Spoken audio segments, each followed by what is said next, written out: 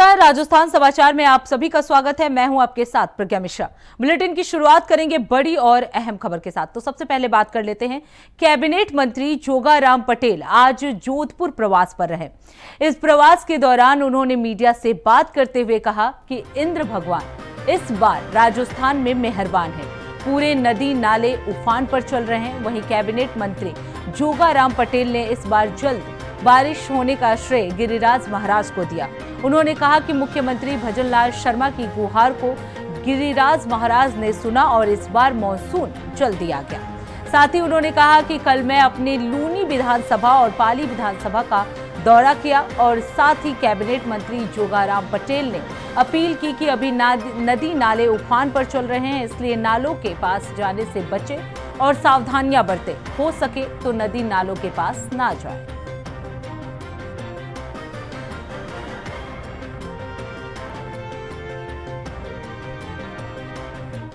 जब हमारे यहाँ गर्मी के सीजन में पानी की थोड़ी बहुत दिक्कत थी तो गिरिराज महाराज से प्रार्थना की थी कि आपकी मेहरबानी हो जावे तो बरसात जल्दी हो जावे, और वही गिरिराज महाराज की कृपा हुई है। करीब 9 से 10 दिन तक मानसून पहले आया है। पूरे राजस्थान में करीब करीब सभी भाग लबालब हो गए। जुलाई में जो बरसात हुई थी उससे भी 170% अधिक बरसात हुई है। कल मैं दिन भर मेरे क्षेत्र में और पाली के रोहित क्षेत्र में था। मैंने पूरे गांवों का दौरा किया है और मैं आपकी मार्फत आम जन से प्रार्थना करता हूं कि वर्तमान में नदी नाले तालाब उफान पर है। हम उनके नजदीक जावे तो सावधानी बरतें, नहाने बच्चे जावे तो उनकी बहुत ज्यादा सावधानी बरतें। कल ये आना जाना में एक कैजुअलिटी हो गई और नहाने से बच्चों की कैजुअलिटी हो गई। कैजुअलिटी नहीं हो, सावधानी बरते। हमारे जानवर है, पशु पक्षी है, भेड़ बकरी है, ऊंट है, उनकी भी सावधानी रखें ताकि अब पश्चिमी राजस्थान में और राजस्थान में कम से कम कैजुअलिटी नहीं हो। और जो भी पानी की तकलीफ हो रही है उसको हमने निगम क्षेत्र में, मेरे क्षेत्र में, सब में पूरा प्रयास कर रहे हैं कि इस बार जनता को इतनी बरसात होने के बावजूद भी तकलीफ बहुत कम हुई है, उसकी निकासी बराबर हो रही है। साथ ही साथ मैं यशस्वी मुख्यमंत्री जी का बहुत आभार व्यक्त करता हूँ कि वो हमारी जितने भी राहत शिविरों में रखना है, तैयारी रखनी है, रात के हमारे कैंप हैं, एनडीपी है, एसडीपी है, सबको अलर्ट मोड पे रखा है। सभी कलेक्टरों से भी बात की। मैंने भी पाली कलेक्टर, जोधपुर कलेक्टर से रात को 2 बार बात की है। मैंने कहा साहब मैं पूरा निरीक्षण कर रहा हूँ, ऐसी कोई अभी अनहोनी होने की या जनता के साथ बहुत ज्यादा तकलीफ होने की बात नहीं। बरसात होती थोड़ी बहुत तकलीफ तो हो जाती है। ये दोनों नाले हमारे अभी पूर्ण नहीं हुए हैं, ये दोनों नाले पूर्ण हो जाएंगे तो फिर जोधपुर एकदम नीट और क्लीन रहेगा। साथ ही साथ आज एम्स जोधपुर में एक नवाचार हो रहा है। तो जोगाराम पटेल जो है वो जोधपुर प्रवास पर पहुंचे थे, जहां उन्होंने मीडिया से बातचीत की। इस दौरान उन्होंने कहा कि इंद्र भगवान जो है इस बार राजस्थान पर मेहरबान है, क्योंकि जल्द ही बारिश हुई थी और इस बारिश से राजस्थान को काफ़ी फायदा हुआ। इसलिए जोगाराम पटेल ने इसे कहा कि इंद्र भगवान इस बार राजस्थान में मेहरबान है और इसकी वजह से राजस्थान की स्थिति जो है वो काफ़ी बेहतर हुई है। हालांकि कई नदी नाले जो हैं वो उफान पर हैं, इसे सावधानी बरतने के लिए भी लोगों से अपील की गई है। पटेल ने अपील की है कि अभी नदी नाले जो हैं वो उफान पर चल रहे हैं, इसलिए नदी नालों के पास जाने से बचें और सावधानियां बरतें। हो सके तो नदी नालों के पास ना जाए। तो मॉनसून सत्र में ये जो बारिश हो रही है उसको लेकर जोगाराम पटेल ने इंद्रदेव को धन्यवाद दिया है। उन्होंने कहा है कि इस बार इंद्रदेव जो है वो राजस्थान में मेहरबान है। उन्होंने एक और बात कही, उन्होंने कहा कि कल मैं अपनी लूनी विधानसभा और पाली विधानसभा का दौरा किया और इस दौरान कैबिनेट मंत्री जोगाराम पटेल ने लोगों से भी अपील की नाले के पास ना जाने के लिए। वहीं इस खबर पर ज़्यादा जानकारी देने के लिए इमरान रियाज हमारे साथ जुड़ चुके हैं। इमरान, कैबिनेट मंत्री जोगाराम पटेल जो है वो जोधपुर पहुंचे हैं, इस दौरान मीडिया से क्या कुछ बातचीत किया उन्होंने? प्रज्ञा, जोगाराम पटेल जी जो हैं जोधपुर प्रवास पर हैं और राजस्थान में इन दिनों मानसून जो है बहुत ज़्यादा मेहरबान है और पूरे राजस्थान में जो है भारी वर्षा हो रही है। और इसी के संदर्भ में उन्होंने बताया कि लोगों को सचेत भी करा कि आप नदी नालों में के पास ना जाएं। और सबसे बड़ी बात उन्होंने ये बताई है कि जो राजस्थान के जो मुखिया हैं, राजस्थान में एक परंपरा है प्रज्ञा कि जो मुखिया होता है उस मुखिया के ऊपर ही मानसून जो है मेहरबान होता है। तो अभी जो राजस्थान के मुखिया हैं ये भजनलाल हैं, और भजनलाल जी ने गिरिराज महाराज से, जो भगवान हैं, उनसे गुहार करी और उसी के उपलक्ष्य में मेघ बरस रहे हैं। तो उन्होंने कहा कि मुखिया पे जो है ईश्वर मेहरबान है और उन्हीं की बदौलत जो है मानसून जो है भरपूर राजस्थान में हो रहा है। हेलो जी जी इमरान, इस दौरान बारिश को लेकर क्या कुछ कहा जोगाराम पटेल ने? प्रज्ञा, बारिश को लेके, मानसून को लेके ही चर्चा करी जोगाराम जी पटेल जी ने, और उन्होंने राजस्थान के एक अंदर परंपरा है कि यहाँ के मुखिया को ही श्रेय दिया जाता है मानसून का जी। तो उन्होंने सीधा सा श्रेय जो है वो भजनलाल जी को दिया है, मुख्यमंत्री जी को, और कहा है कि गिरिराज जी की कृपा से ही जो है वो मानसून जो है मेहरबान है, और इसका श्रेय जो है वो मुख्यमंत्री जी भजनलाल जी को जाता है। जो राजस्थान में भरपूर मानसून जो है वो बह रहा है, और जो किसान हैं, जो जिनके जो चेहरे हैं वो खिले हुए हैं, आम जनता के चेहरे जो हैं वो खिले हुए हैं, इसी का श्रेय जो है मुख्यमंत्री भजनलाल जी को दिया है उन्होंने। बिल्कुल, लेकिन इमरान अगर देखा जाए जैसा कि नदी नाले जो है वो उफान पर है, इसे लेकर जोगाराम पटेल ने लोगों से क्या कुछ अपील की है? जोगाराम जी पटेल ने सीधा सा सचेत रहने के लिए लोगों को बोला है, क्योंकि मानसून जो है बारिश जो यहाँ पे हो रही है लगातार, तो उसको देखते हुए नदी नाले और बांध जो हैं वो ओवरफ्लो हो रखे हैं, नदियां जो है फुल लबालब है, बाढ़ जैसी स्थितियां भी कई क्षेत्रों के अंदर है। तो उन्होंने सचेत किया है, जनता से आह्वान किया है कि ऐसी जगहों पर ना जाओ, प्रिकॉशन रखें। बिल्कुल इमरान, इस बार मौसम जो है वो राजस्थान पे मेहरबान है, जहां किसानों के चेहरे खिले हुए हैं, वहीं लोगों को थोड़ी बहुत परेशानियों का भी सामना करना पड़ रहा है। इमरान, आप बने रहिएगा, आगे भी आपका रुख करेंगे। अब रुक कर लेते हैं अगली खबर की। जयपुर में बीजेपी के राष्ट्रीय प्रवक्ता सुधांशु त्रिवेदी ने एक राष्ट्र एक चुनाव परिचर्चा को संबोधित किया। इस दौरान उन्होंने कहा कि देश में एक राष्ट्र एक चुनाव की अवधारणा को समझने के लिए हमें एक राष्ट्र की अवधारणा को समझना होगा।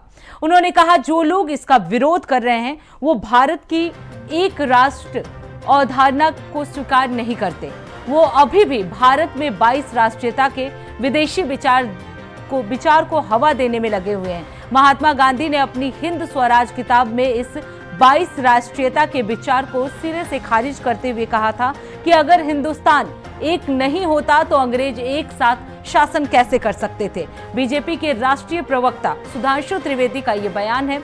उन्होंने जनता को संबोधित किया और इस दौरान उन्होंने देश में एक साथ एक चुनाव कराने की जो रणनीति है वो बताई। उन्होंने कहा देश के लिए बहुत फायदेमंद है, एक देश एक चुनाव बेहद महत्वपूर्ण है। तो आपको बता दें, सुधांशु त्रिवेदी जिन्होंने एक राष्ट्र एक चुनाव भारत की जरूरत बताया, उन्होंने इस दौरान कहा कि जो लोग इसको नहीं मानते हैं उन्हें एक राष्ट्र और एक राष्ट्रीयता की महत्व जो है वो नहीं है। वहीं इस खबर पर ज्यादा जानकारी देने के लिए लगातार इमरान रियाज जो है हमारे साथ जुड़े हुए हैं। इमरान, बीजेपी के राष्ट्रीय प्रवक्ता सुधांशु त्रिवेदी ने भी जनता को संबोधित किया है और एक राष्ट्र और एक चुनाव की बात की है, क्या कुछ कहा इस दौरान उन्होंने? प्रज्ञा, भारतीय जनता पार्टी के राष्ट्रीय प्रवक्ता सुधांशु त्रिवेदी जो हैं वो जयपुर आए हुए हैं, और जयपुर में उन्होंने प्रेस को और आवाम को संबोधित करते हुए कहा है कि देश के अंदर एक जो चुनाव है उसको लेकर जो मोदी जी का संकल्प है, उसी के साथ जो पार्टी है वो सब यही चाहते हैं कि एक साथ चुनाव हो, एक राष्ट्र और एक चुनाव की बात करी है।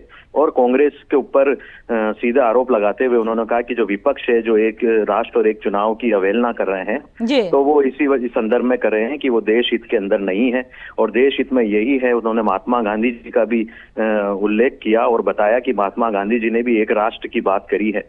तो उसके संदर्भ में ही उन्होंने कहा कि भारतीय जनता पार्टी जो है वो इसी लाइन पे है कि एक राष्ट्र और एक चुनाव होना चाहिए, और जो इसके विपरीत है वो देश हित नहीं चाहता है, ये उन्होंने स्पष्ट किया है। प्रज्ञा जी बिल्कुल। इमरान, अगर बात की जाए एक राष्ट्र एक चुनाव, तो उससे फायदे क्या कुछ हो सकते हैं देश को, और कुछ नुकसान भी क्या कुछ हो सकता है? प्रज्ञा, इसमें मोटा जो फायदा है, सबसे बड़ा जो फायदा है, जो चुनाव के ऊपर करोड़ों रुपया जो सरकारी व्यय होता है वो उससे बचा जाएगा, और वो देश के विकास के अंदर काम आएगा। एक राष्ट्र और एक चुनाव होगा तो जो चुनाव के ऊपर जो करोड़ों रुपया जगह जगह बार बार खर्च होता है, उस खर्च को जो है रोका जाए, ये सीधा सा आह्वान है मोदी जी का। और सुधांशु त्रिवेदी जी जो राष्ट्रीय प्रवक्ता है, उन्होंने बताया है कि इससे सबसे बड़ा फायदा है कि सरकारी व्यय जो है व्यर्थ जाता है, उस पर रोकथाम लगेगी और जनता के विकास में, देश के विकास में और जनता के सुलभ कार्यों में ये पैसा खर्च होगा। और सामाजिक सरोकार जो है वो मोदी सरकार जो है वो निभा रही है, और सामाजिक सरोकार के लिए जरूरी है कि एक राष्ट्र और एक चुनाव हो। बिल्कुल इमरान, लेकिन अगर नुकसान की बात की जाए तो कितना बड़ा नुकसान हो सकता है, क्योंकि जनसंख्या जो है वो काफी ज्यादा है और पूरे राज्यों का चुनाव एक साथ करवाना कितना बड़ा चैलेंज। बिल्कुल प्रज्ञा, भारतीय जनता पार्टी के प्रवक्ता ने सीधे तौर पे बताया है कि बात जो है वो एक देश, एक राष्ट्र और एक चुनाव की हो रही है, और 5 साल के अंदर हर साल किसी न किसी राज्य में चुनाव होते रहते हैं। और बिल्कुल इमरान, ये बड़ा चैलेंज जो है सरकार के लिए हो सकता है। हालांकि एक राष्ट्र एक चुनाव जो है वो बेहद जरूरी है भारत के लिए, ऐसा सुधांशु त्रिवेदी ने कहा है। इमरान, आप बने रहिएगा, आगे भी आपका रुख करेंगे। अब रुक कर लेते हैं अगली खबर की। खबर प्रतापगढ़ से है, जहां विवाहिता के साथ घर में घुसकर दुष्कर्म, महिला द्वारा आत्महत्या को लेकर आज मुस्लिम समाज प्रतापगढ़ ने अंजुमने फुरकानिया के सदर खान, शेख खान और सकल मंसूरी इत्तेहाद कमेटी की जानिब से जिला कलेक्टर डॉक्टर अंजलि राजौरिया के नाम ज्ञापन सौंपा है, जिसमें आरोपी के खिलाफ कठोर कार्रवाई करने की मांग की गई है। जिसमें बताया गया है कि आरोपी पिछले कई दिनों से मृतका को मानसिक और शारीरिक रूप से प्रताड़ित कर रहा था और उसके बच्चों को जान से मारने की धमकियां दे रहा था।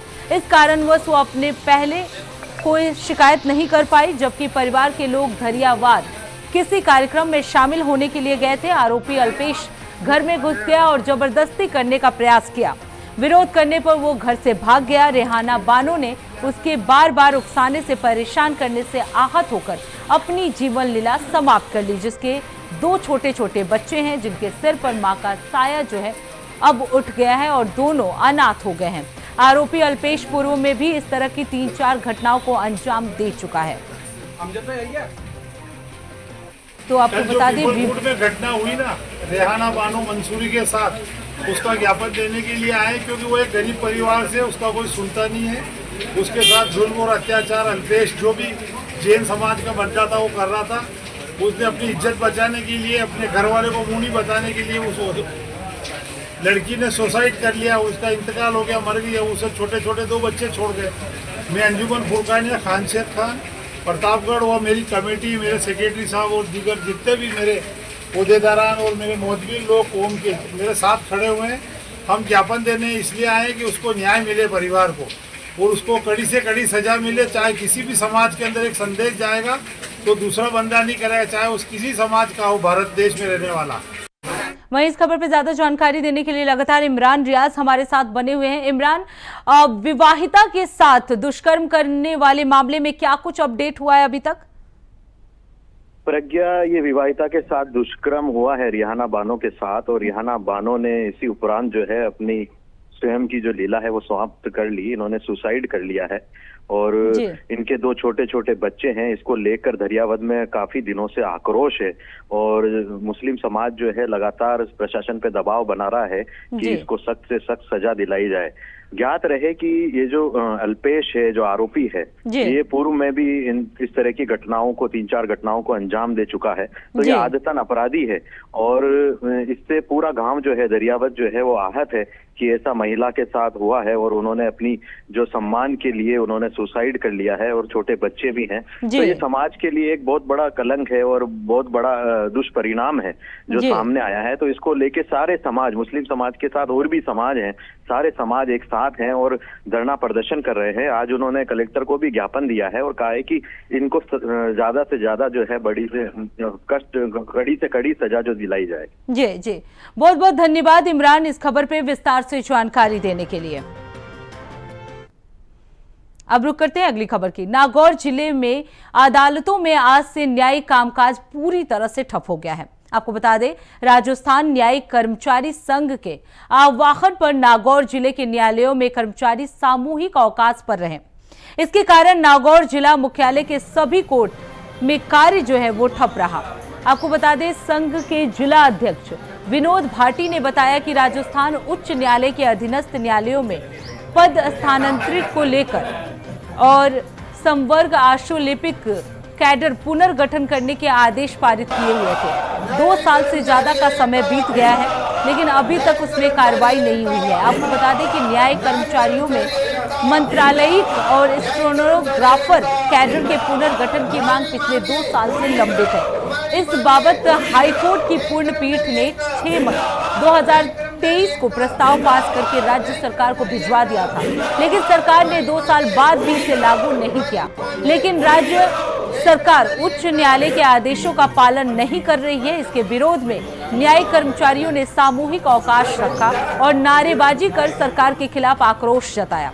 इस दौरान संघ के महावीर जांगू ने कहा कि जब तक राज्य सरकार पदों के पुनर्गठन का आदेश जारी नहीं करेगी, न्यायिक कर्मचारी अनिश्चितकालीन तक सामूहिक अवकाश पर रहेंगे और न्यायिक कार्य नहीं करेंगे।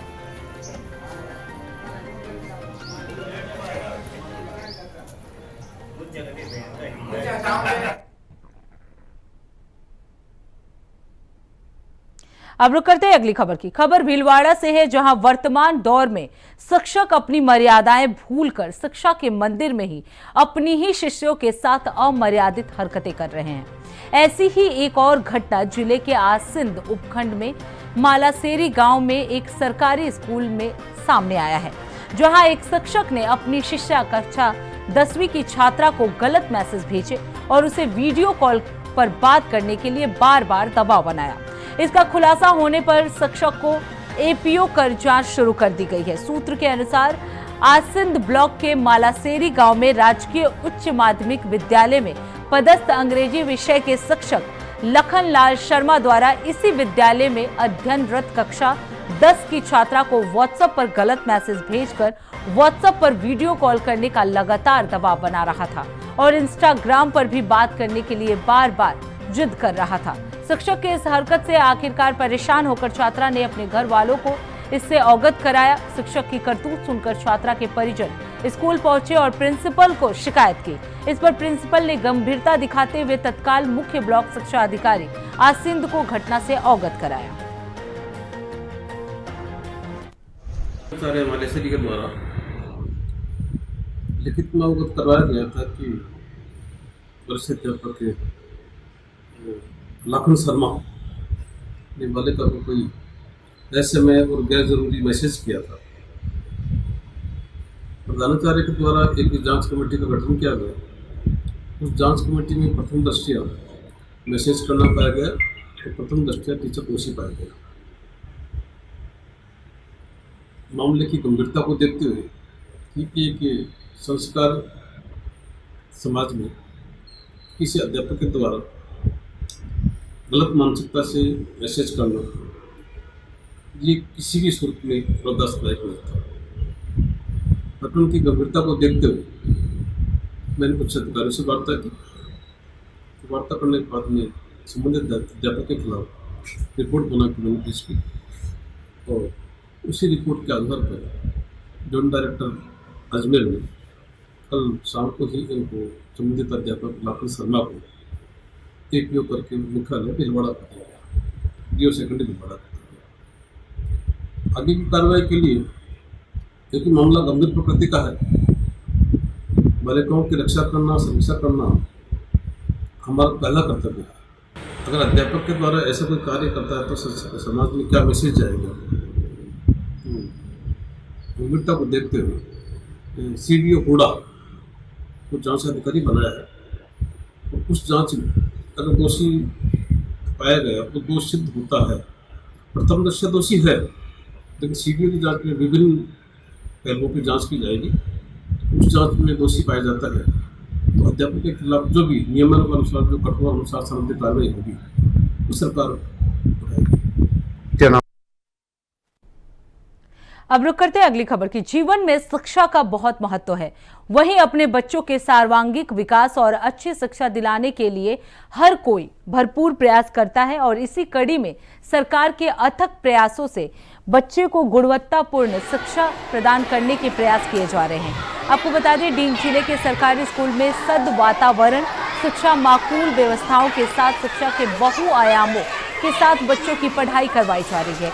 इसी को ध्यान में रखते हुए अभिभावकों का जिले के सरकारी स्कूलों में एडमिशन के लिए क्रेज देखा जा रहा है। वहीं कस्बे के महात्मा गांधी अंग्रेजी माध्यम राजकीय विद्यालय में बच्चों को अनुकूल वातावरण में शिक्षा प्रदान की जा रही है, जहां बच्चों को सरकार की मंशा अनुरूप गुणवत्तापूर्ण मध्याह्न भोजन, निःशुल्क पुस्तकें और साथ ही स्मार्ट क्लास के माध्यम से तकनीकी और वोकेशनली शिक्षा प्रदान की जा रही है। वहीं क्लास के माध्यम से पढ़ाई करने में बच्चों का उत्साह और अभिरुचि भी नजर आ रहा है। खास बात यह है कि बच्चों को दिए जा रहे 7 दिन बदलते मेन्यू के साथ मध्याह्न भोजन में गुणवत्ता का विशेष ध्यान रखा जाता है। वहीं स्कूल प्रिंसिपल सहित गठित की गई टीम द्वारा बच्चों को भोजन परोसने पूर्व चखा जाता है और सरकार की ओर से इन्हीं समस्त व्यवस्थाओं के चलते अभिभावकों की रुचि निजी विद्यालयों के महंगे खर्चे के बजाय अपने बच्चों को सरकारी स्कूल में पढ़ाने का उत्साह नजर आ रहा है।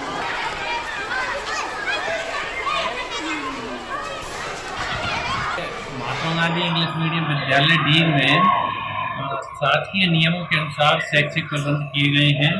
बच्चों को स्मार्ट क्लासेज के माध्यम से शिक्षा दी जा रही है।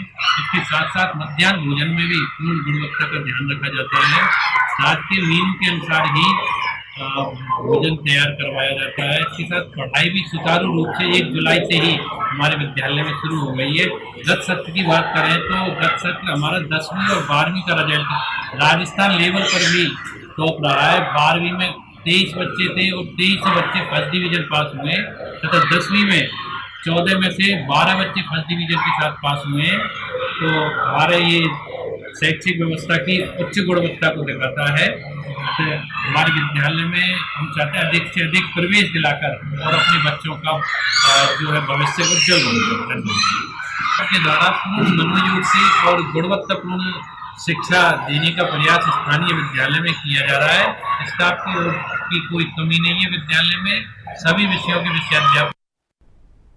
तो फिलहाल राजस्थान समाचार में बस इतना ही। देश दुनिया की तमाम बड़ी खबरों के लिए देखते रहिए इंडिया वॉइस। तब तक के लिए नमस्कार।